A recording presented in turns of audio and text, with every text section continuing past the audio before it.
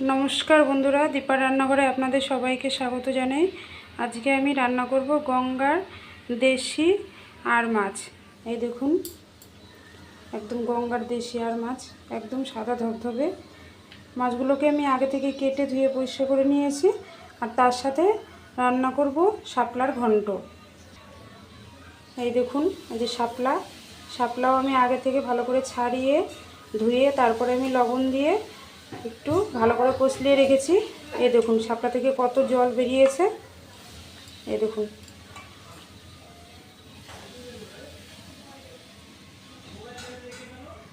আমি আর মাছ আর তার সাথে শাপলার ঘন্ট কিভাবে রান্না করি আপনারা প্রথম থেকে শেষ পর্যন্ত পুরো ভিডিওটি দেখতে থাকুন। শাপলা আর মাছের জন্য আমি মশলা নিয়ে নিয়েছি। এখানে হলুদ গুঁড়ো, লবণ, গোটা জিরে, গোটা শুকনো লঙ্কা, তেজপাতা আর সাদা তেল। আর এখানে নিয়ে নিয়েছি বাটা মশলা, গোটা শুকনো লঙ্কা বেটেছি, তার সাথে জিরে, ধনে, টমেটো কুচি, চেরা কাঁচা লঙ্কা আর সাদা সর্ষে বাটা। মাছের জন্য নিয়েছি আমি আলু। এই দেখুন, আলুগুলোকে আমি এরকম লম্বা লম্বা করে কেটেছি। এই দেখুন বন্ধুরা, প্রথমেই আমি শাপলাটাকে রান্না করে নেব। তার জন্য কড়াইটা আমি বসিয়ে দিয়েছি। আর কড়াইটাও আমার গরম হয়ে গেছে। কড়াইতে দিয়ে দিচ্ছি আমি সাদা তেল। আপনারা চাইলে সর্ষের তেলেও রান্না করতে পারেন। শাপলার জন্য ফোড়নে দিয়ে দিচ্ছি শুকনো লঙ্কা আর গোটা জিরে। এই দেখুন, শাপলাগুলোকে আমি ভালো করে নিংড়িয়ে নিয়েছি। এবার আমি দিয়ে দেবো শাপলা।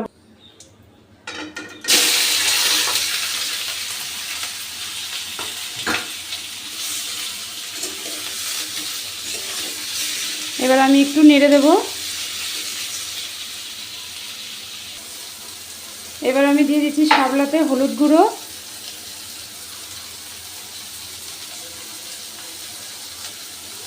আর স্বাদ মতো লবণ।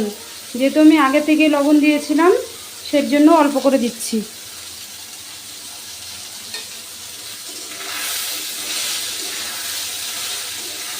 এবার আমি শাপলাটাকে আর একবার নেড়ে নিচ্ছি।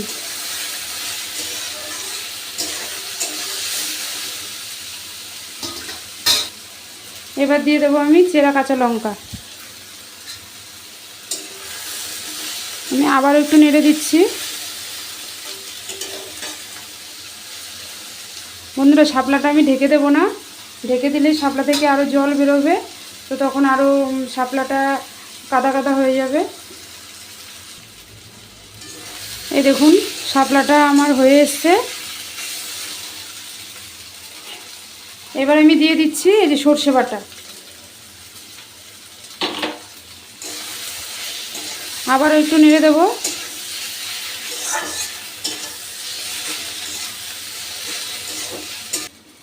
শাপলাটা আমার হয়ে গেছে। এবার সবশেষে দিয়ে দিচ্ছি আমি একটু স্বাদ মতো চিনি।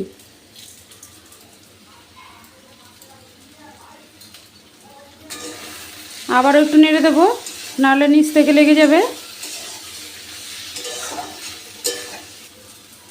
শাপলাটা আমার হয়ে গেছে। এবার আমি নামিয়ে নিচ্ছি। এই দেখুন বন্ধুরা, শাপলাটা আমার হয়ে গেছে, আমি নামিয়ে নিয়েছি। আর দেখুন শাপলাটা কি দারুণ লাগছে।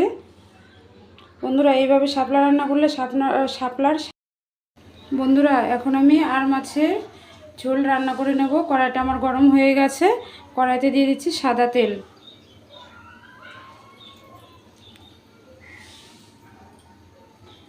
তেলটা আমার ভালো করে গরম হলে তারপরে আমি মাছগুলো ভেজে নেব। তার আগে মাছের মধ্যে লবণ আর হলুদ মাখিয়ে নেব। এই দেখুন, মাছের মধ্যে লবণ আর হলুদ মাখিয়ে নিয়েছি। এদিকে আমার তেল গরম হয়ে গেছে। এবার আমি মাছগুলো ভেজে নিচ্ছি।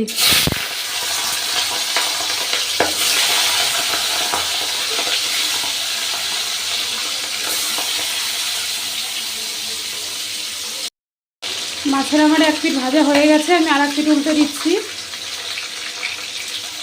এই মাছগুলো খুব নরম হয়, এর জন্য খুব আস্তে আস্তে মাছগুলো উল্টাতে হবে।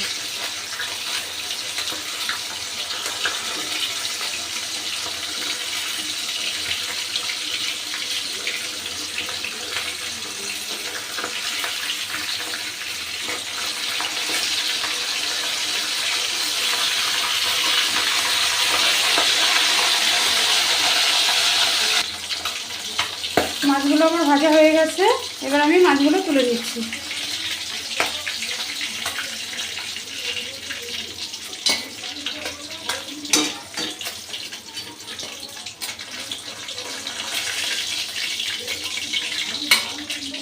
এইভাবে আমি বাকি মাছগুলো সব ভেজে নেব।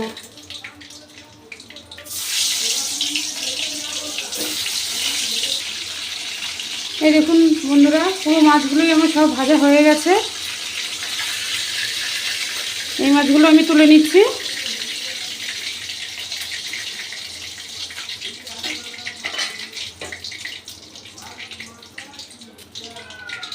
ফোড়নের জন্য দিয়ে দিচ্ছি তেজপাতা আর গোটা জিরে।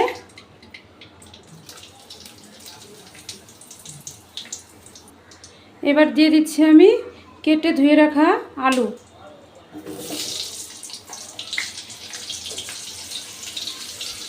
আমি একবারে ফোড়নের মধ্যে আলু ভেজে তারপরে রান্নাটা করছি।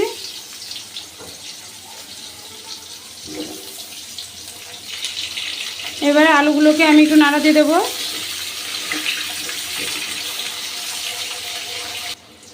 এই দেখুন বন্ধুরা, আলুগুলোকে আমি লাল লাল করে ভেজে নিয়েছি। এবার আমি দিয়ে দিচ্ছি টমেটো কুচি।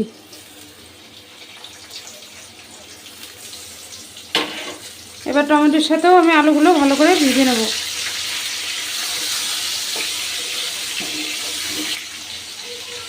এই দেখুন টমেটোগুলো আমার খুব ভালো করে ভাজা হয়ে গেছে, কাঁচা গন্ধ চলে গেছে। এবার আমি দিয়ে দিচ্ছি বাটা মশলা, লঙ্কা বাটা,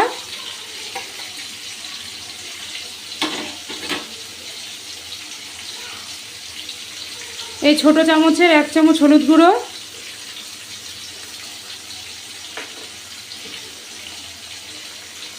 আর স্বাদ মতো লবণ। আর লঙ্কা বাটাটা আমি 2 চামচের মতো দিয়েছি। আপনারা আপনাদের ঝাল বুঝে তারপরে দেবেন। এবার আমি পুরো মশলাটাকে আলুর সাথে ভালো করে কষিয়ে নিচ্ছি।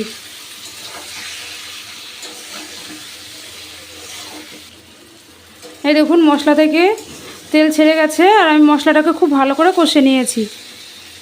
এই দেখুন, এবার আমি দিয়ে দিচ্ছি পরিমাণ মতো জল।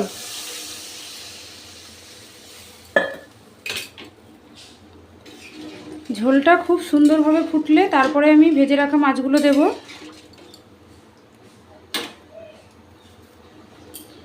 এই দেখুন, আমি ঢাকা দিয়ে রেখেছিলাম। ঝোলটা খুব সুন্দরভাবে আমার ফুটে গেছে।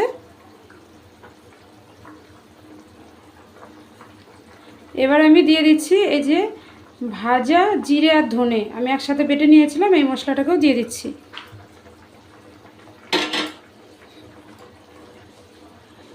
এই ভাজা মশলাটা যদি ঝোলের ওপরে দেওয়া যায় তাহলে কিন্তু ঝোলের স্বাদটা আরও বেশি ভালো হয়।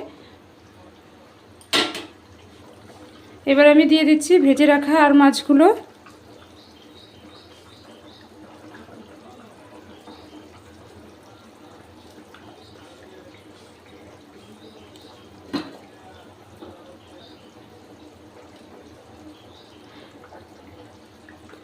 ঝোলের সাথে মাছগুলো আমি একটু ভালো করে ফুটিয়ে নেব।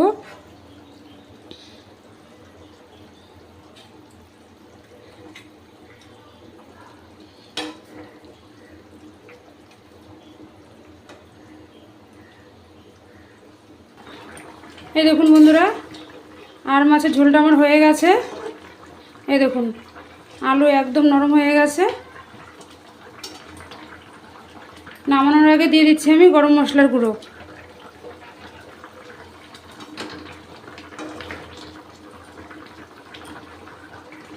এবার এই দেখুন বন্ধুরা, আর মাছের ঝোলটা আমার হয়ে গেছে, আমি নামিয়ে নিয়েছি। দেখুন দেখতে কত সুন্দর লাগছে। বন্ধুরা আজকের দুটো রান্না আপনাদের কেমন লাগলো অবশ্যই কমেন্ট করবেন। আর দীপা রান্নাঘর চ্যানেলটিকে সাবস্ক্রাইব করবেন, শেয়ার করবেন। ভালো থাকবেন, সুস্থ থাকবেন। ধন্যবাদ।